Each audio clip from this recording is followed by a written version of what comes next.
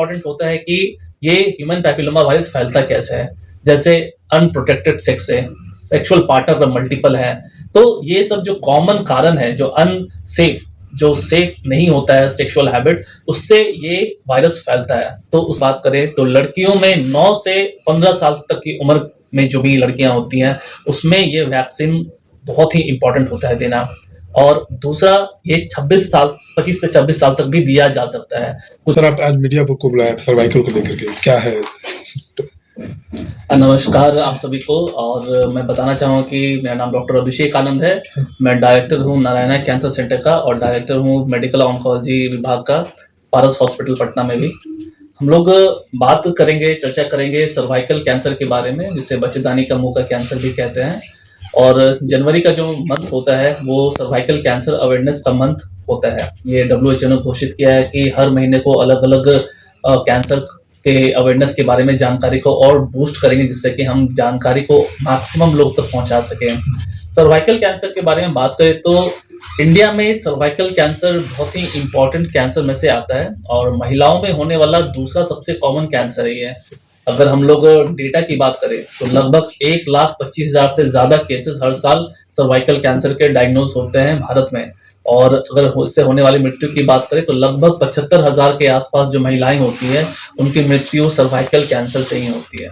साथ ही बात करेंगे कि हम लोग मैक्सिमम जो केसेस आते हैं, जिसका अगर प्रतिशत में बात करें तो लगभग 60 से 70% जो कैंसर होते हैं सर्वाइकल के, वो आपके एडवांस स्टेज में, मतलब कि स्टेज 3 या स्टेज 4 पे आते हैं। और इसका सबसे इम्पोर्टेंट कारण सिर्फ एक है कि हमारे लोगों में जागरूकता की कमी है। तो जागरूकता किस बात की होनी चाहिए लोगों में, आम जनता में, ये भी जानना जरूरी है। सर्वाइकल कैंसर के जागरूकता के बारे में बात करें तो सबसे इम्पोर्टेंट ये होता है कि ये एक ऐसा कैंसर है जिसे पूरी तरह से प्रिवेंट किया जा सकता है। और इसको प्रिवेंट करने के लिए हमारे पास वैक्सीन उपलब्ध है। वैक्सीन जैसे हम लोग बचपन में टीका देते हैं, वैक्सीन देते हैं बाकी सभी डिजीज से बचाने के लिए, टीबी से बचाने के लिए, टेटनस से बचाने के लिए, वैसे ही कैंसर के अगेंस्ट भी वैक्सीन आ गया है जो कैंसर से बचाता है, जिसमें से एक इम्पॉर्टेंट कैंसर है सर्वाइकल कैंसर। और इससे बचाने वाला जो वैक्सीन है वो आपका काफी तरह के होते हैं, जिसमें सबसे प्रमुख है गार्डासिल 9, जो कि आपका अलग अलग स्ट्रेन जो होते हैं HPV के, उससे बचाता है। उसके बाद आता है गार्डासिल 4, जिसमें 4 स्ट्रेन रहते हैं, जिससे आपको ये वैक्सीन बचाता है। और उसके बाद होता है सर्वरिक्स, जो कि 2 तरह के स्ट्रेन से बचाता है। स्ट्रेन जिसके बारे में हम लोग चर्चा कर रहे हैं कि क्या होता है, तो स्ट्रेन एक वायरस का स्ट्रेन के बारे में हम लोग बात कर रहे हैं, जिससे हम लोग को बचते हैं वैक्सीन लेके। और ये वायरस है ह्यूमन पैपिलोमा वायरस, HPV। बहुत कॉमनली आजकल मीडिया में भी और चर्चा का विषय है HPV क्या होता है। तो HPV एक वायरस है जो लगभग 90% से ज्यादा सर्वाइकल कैंसर का कारण बनता है। इसमें म्यूटेशन भी होते हैं? HPV में बहुत सारे म्यूटेशन भी हो सकते हैं, लेकिन जो सबसे इम्पोर्टेंट स्ट्रेन होता है जिससे कैंसर हो सकता है वो है HPV 16 और HPV 18।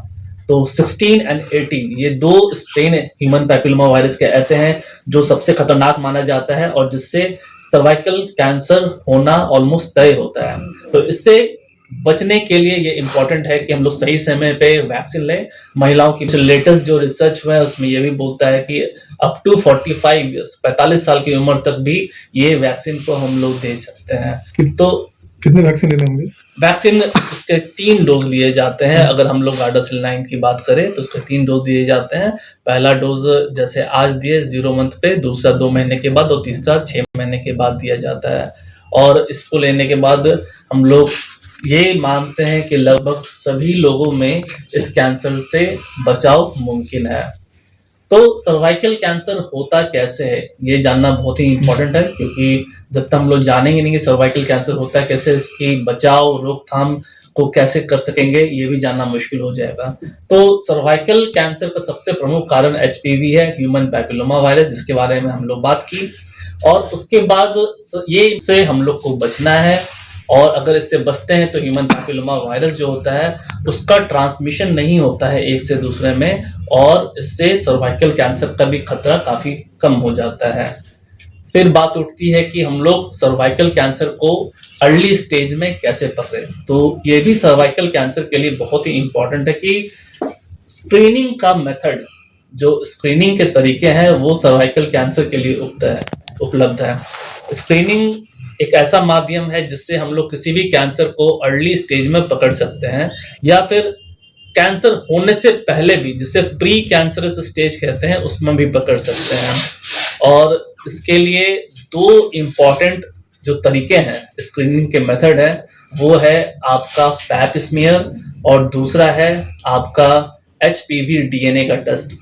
तो ये दोनों टेस्ट के द्वारा हम लोग मैक्सिमम कैंसर को, सर्वाइकल कैंसर को पकड़ सकते हैं। और यूजुअली ये 25 से 30 साल की उम्र से शुरू किया जाता है। अगर अल्टरनेट किया जाए तो 5-5 साल पे इसे रिपीट भी किया जा सकता है, ये दोनों टेस्ट को, जिसे पैप स्मीयर कहते हैं, और HPV DNA जो ह्यूमन पैपिलोमा वायरस का जो DNA को टेस्ट करता है, उसको हम लोग स्क्रीनिंग के मेथड से टेस्ट करके ये पता लगाते हैं कि किसी भी मरीज में या फिर महिला में ये कैंसर होने की संभावना है कि नहीं, या कोई अर्ली स्टेज में ऐसा कैंसर हो रहा है कि नहीं हो रहा है। पहले पता चल जाएगा।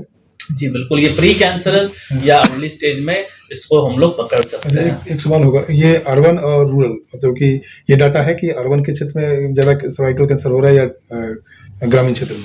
ग्रामीण क्षेत्र में अभी भी सर्वाइकल कैंसर की मात्रा परसेंटेज ज्यादा है। अच्छा। हाँ, क्योंकि वहां पे अवेयरनेस की कमी और भी ज्यादा है।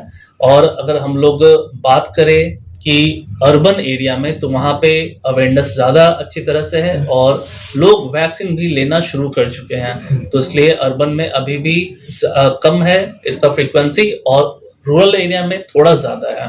अच्छा, उम्र के पड़ाव में जैसे मेनोपॉज वगैरह का स्टार्टिंग की बात किया जाए तो वहाँ पर देखने को मिलता है कि यूट्रस में आपके इन्फेक्शंस होते हैं। उसके बाद क्या लगता है कि प्राइमरी, सेकेंडरी, टर्शियरी जो स्टेजेस आते हैं, किन स्टेजों में इसको महिलाएं जो रूरल एरिया क्षेत्र में जिनकी महिलाएं इनको पता नहीं, लगातार ये स्टेज 3rd में ही पता चलते हैं, तो क्या उसके सिम्टम्स हो सकते हैं? तो ये बहुत ही अच्छा सवाल आपने पूछा है कि क्या साइन एंड सिम्टम्स होते हैं सर्वाइकल कैंसर के, या वार्निंग साइन क्या है, या शुरुआती लक्षण क्या होते हैं सर्वाइकल कैंसर के।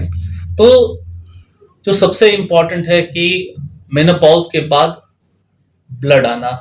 अगर वजाइनल ब्लीडिंग हो रहा है आपका मेनोपॉज के बाद भी, तो वो सर्वाइकल कैंसर का एक संकेत हो सकता है। अगर आपका पोस्ट क्वार्टल ब्लीडिंग, मतलब कि सेक्स करने के बाद ब्लीड हो रहा है, तो वो भी आपका सर्वाइकल कैंसर का एक शुरुआती लक्षण है। तो ये सभी कुछ इंपॉर्टेंट लक्षण है, साइन एंड सिम्टम्स है, जिससे हम लोग समझते हैं कि उसे सर्वाइकल कैंसर हो सकता है, जिसमें व्हाइटिश डिस्चार्ज हो गया, सफेद रंग का डिस्चार्ज लगातार आ रहा है, या फिर खून आ रहा है जो कि पीरियड्स से हटके है, नॉर्मल दिनों में है ये खून आना। तो ये सब आपका सर्वाइकल कैंसर का अर्ली साइन एंड सिम्टम्स हो सकता है। उसके बाद कभी कभी जब डिजीज बढ़ जाता है तो बैक एक, कमर में दर्द लगातार रहता है, और वो भी एक साइन एंड सिम्टम है आपका सर्वाइकल कैंसर का। कभी कभी सर्वाइकल कैंसर एक जगह से दूसरी जगह चला जाता है, जैसे कि हड्डी में, लिवर में, लंग्स में, तो उसके साइन एंड सिम्टम्स कुछ अलग हो जाते हैं। जैसे कि अगर हड्डी में गया तो फ्रैक्चर हो सकता है, हड्डी में दर्द हो सकता है, लिवर में गया तो उससे जॉन्डिस हो सकता है, पेट में दर्द हो सकता है। तो इस तरह से डिपेंड करता है कि सर्वाइकल कैंसर एक जगह से किस और जगह पे गया, जिसे मेटास्टेसिस भी कहते हैं, उस पे ये डिपेंड करता है कि उस पेशेंट को किस तरह का सिम्टम्स होगा। तो यूजुअली सर्वाइकल कैंसर को 4 स्टेज में बांटा गया है, पहला, दूसरा, तीसरा और चौथा। जब हम लोग बात करेंगे स्टेज 1 की, तो ये सिर्फ सर्विक्स पे ही कन्फाइंड होता है, मतलब कि सर्विक्स के बाहर ये नहीं फैलता है, सिर्फ सर्वाइकल एरिया में ही रहता है, सर्विक्स में, बच्चेदानी के मुंह में। और जब हम लोग बात करेंगे स्टेज 4 को, अगर हम लोग अपने जीवन शैली में लाए तो सर्वाइकल कैंसर से बच सकते हैं। साथ ही साथ वैक्सीन तो जरूरी है ही। बहुत जगह ये भी देखा गया है कि अल्कोहल और तंबाकू का सेवन करने से भी आपका सर्वाइकल कैंसर का खतरा बढ़ जाता है। ठीक, थैंक यू सर। बहुत बहुत धन्यवाद सर। अगर इस तरह कोई पेशेंट आते हैं तो उसका इलाज कहाँ संभव है? तो अगर हम लोग इलाज की बात करें तो सर्वाइकल कैंसर का इलाज बहुत ही पहले की तुलना में अब सरल हो चुका है। और अगर स्टेज 1, 2 और अगर स्टेज 3 में भी अगर हमारे पास पेशेंट आते हैं तो उसे पूरी तरह से क्योर किया जा सकता है। और स्टेज 4 के भी जो मरीज होते हैं उसमें भी नई दवाइयाँ जो आ गई हैं उसको देने से काफ़ी हद तक पेशेंट ठीक हो जाता है। स्टेज 1, 2, 3 में कीमोथेरेपी और रेडियोथेरेपी का यूज़ किया जाता है। कीमोथेरेपी ऐसे मेडिसिन होते हैं जो कि आपके शरीर में जाके कैंसर सेल्स को मार देते हैं और रेडियो